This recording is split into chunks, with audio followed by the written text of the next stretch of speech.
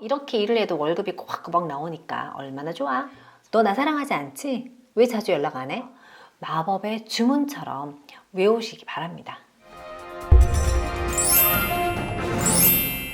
안녕하세요, 작가 신경원입니다. 우리는 뭐야, 내가 만만해? 이런 생각이 들 때가 가끔 자주? 네, 있습니다. 저도 가끔 있는데요. 직장에서뿐만 아니라 아주 가까운 사이인 친구, 연인, 가족 사이에서도 있습니다. 여러 가지 상황이 있겠지만 오늘은 그 중에서 3가지 상황에 대한 이야기를 해보고 싶은데요. 무시, 논쟁, 불평의 상황입니다. 사실 그런 상황과 맞닥뜨리게 되면 뭐야, 오늘 피 터지게 한번 싸워볼까? 이런 생각이 들기도 하는데요.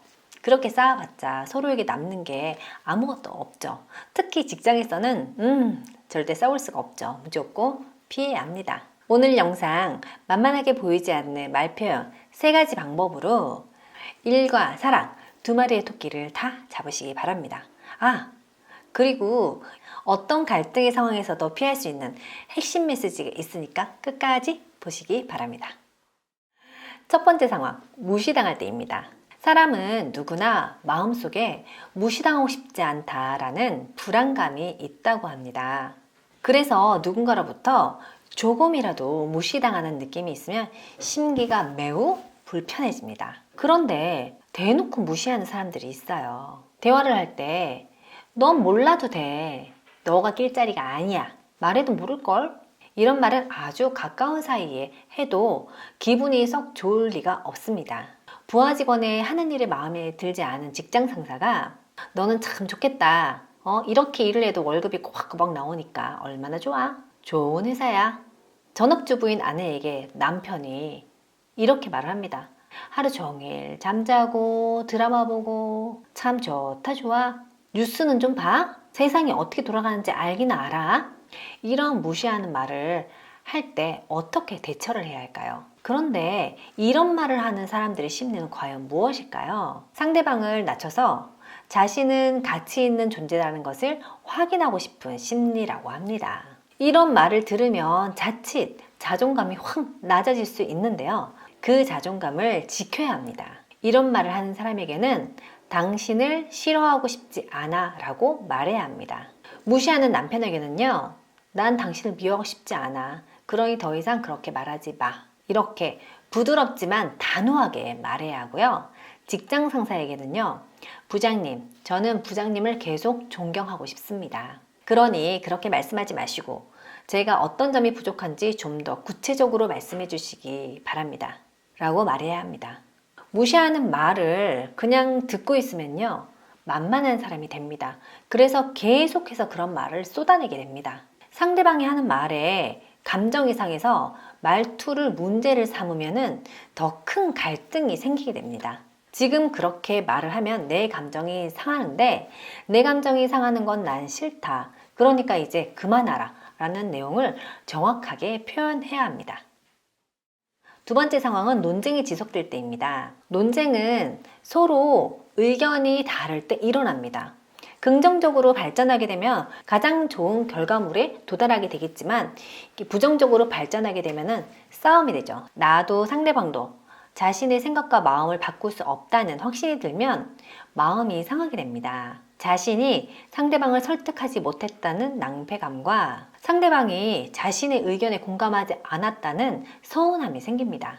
가장 많이 생기는 때가 결혼을 준비하는 예비신랑 예비신부에게서 볼 수 있는 상황입니다. 짧은 시간 안에 정말 많은 중요한 것을 결정해야 하잖아요. 그리고 결혼을 하고 나면 돈을 지출하는 문제, 아니면 자녀가 생겼을 때 양육하는 문제 등 논쟁의 상황은 계속해서 발생할 수 있습니다. 의견 차이가 좁혀지지 않으면 감정 싸움으로 가게 되는데요. 논쟁이 감정 싸움으로 이어지기 전에 해야 할 말이 있습니다. 조금만 더 가면 감정 싸움이 되겠다 싶을 때는요, 잠시 침묵을 지킨 다음에 아주 차분하게 둘 다 오라 라고 얘기해야 합니다. 그리고 잠시 다른 주제로 옮기거나 분위기를 조금 바꾸는 것이 좋습니다. 갈등을 피하기 위해서 무조건 상대방의 의견을 따르다 보면은 나는 만만한 사람이 됩니다. 그리고 자기 자신도 스트레스가 계속 쌓이게 되죠. 만약에 됐어, 그만해, 말이 통해야 말을 하지, 이렇게 대화를 종결하게 되면은 다시 조율할 기회를 갖기가 어렵습니다. 이미 감정이 상할 대로 상했으니까요. 우선 둘 다 맞는 말이다 라고 서로의 의견을 인정한 다음에 시간을 가지는 게 필요합니다. 시간이 흐르고 서로에 대한 생각을 다시 한번 되짚어 보면 서로 조율할 가능성이 높아지겠죠. 세 번째는 불평불만의 상황입니다. 누군가가 불평을 막 이야기를 하면은 우리는 거기에 대한 설명을 하려고 합니다.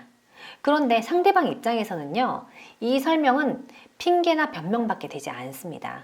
그래서 들을수록 기분이 나빠져요. 예를 들어서 데이트 약속에서 여자친구가 늦었어요. 남자친구가 번번이 듣는 여자친구한테 한마디 합니다.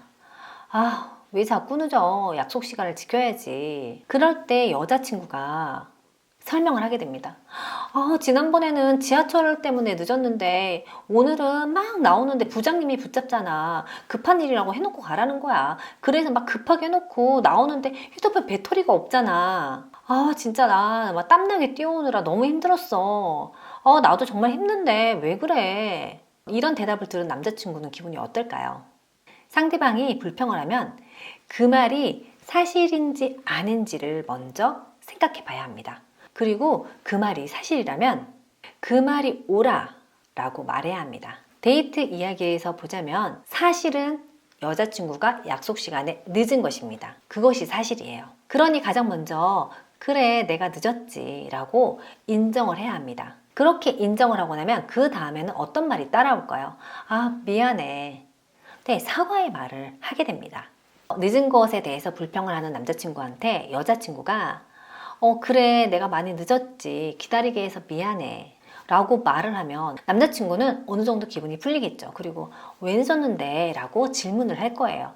그러면 그때 설명을 하면 됩니다. 지난번에는 지하철 때문에 늦었는데 오늘도 부장님이 붙잡네. 오늘도 또 휴대폰 배터리가 없어서 얼마나 가슴 졸였는지 몰라. 배고프지? 맛있는 거 먹으러 가자. 내가 맛있는 거 살게. 다음부터는 안 늦도록 노력할게. 그리고 달달한 데이트가 이어질 수 있겠죠. 그런데 만약 상대방이 불평을 쏟아내는데 사실이 아니라면 그 사실을 바로잡아야 합니다. 갈등을 피하기 위해서 무조건 사과를 하거나 흐지부지 넘어가면 나는 만만한 사람이 되고요. 계속해서 불평, 불만을 듣게 되는 사람이 됩니다. 예를 한번 들어볼게요. 한 여자친구가 남자친구한테 불평을 합니다. 너 나 사랑하지 않지? 왜 자주 연락 안 해? 그러면 남자친구는 의기소침해서 알았어, 자주 연락할게, 이렇게 대답하게 되는데요. 삐! 이렇게 대답하면 안 됩니다. 그 다음에 자주 연락하려고 자기 나름대로는 막 노력하는데 여자친구의 불만이 해소되지 않아요. 그래서 결국은 헤어지는 상황까지 가게 됩니다. 그런 경험 혹시 없으세요? 자, 이때는 사실을 바로잡아야 돼요. 너 나 사랑하지 않지? 이게 사실이 아니잖아요. 사실을 바로잡은 것은 나는 너를 아주 많이 사랑해. 연락 자주 못해서 미안해. 그러면 여자친구는 사랑한다고 하잖아요. 기분이 살짝 풀릴 겁니다. 그럼 물어보겠죠. 그런데 왜 자주 연락 안 하는 거야? 그때 설명하면 됩니다. 회사에서 업무 중에는 휴대폰을 보는 게 조금 어려워. 앞으로는 점심시간이나 퇴근할 때는 꼭 연락하도록 할게. 이해해 줄 수 있겠어? 이렇게 대답하면 또 달달한 데이트를 할 수 있겠죠. 오늘은 만만하게 보이지 않는 표현법 3가지에 대해서 이야기를 해봤는데요. 무시, 논쟁, 불평의 상황. 말 한마디 잘못하면 아주 큰 갈등으로 이어질 수 있는 위기의 단계입니다. 오늘 말씀드린 3가지 표현에는요, 마법의 가루가 뿌려져 있어요. 그 마법의 가루가 뭐냐면은 내 감정을 우선 덜어내고 상대방을 인정하는 말투. 바로 이것입니다. 이론적으로는 잘 알죠. 말할 때 감정이 앞서는 거를 멈춰야 된다는 거 잘 아는데요. 막상 그 상황이 되면 쉽지가 않습니다. 그래서 오늘 말씀드린 이 3가지 표현은요, 마법의 주문처럼 외우시기 바랍니다. 오늘 영상 도움되셨기 바라고요. 일과 사랑 2마리의 토끼를 잘 잡으시기 바랍니다. 저는 또 다른 영상 준비해서 오겠습니다. 알람 설정하셔서 본방사수 부탁드리고요. 구독과 좋아요 눌러주셔서 정말 감사합니다. 큰 힘이 됩니다. 혹시 궁금한 점 있으시면 댓글로 남겨주시기 바랍니다. 지금까지 작가 신경원이었습니다.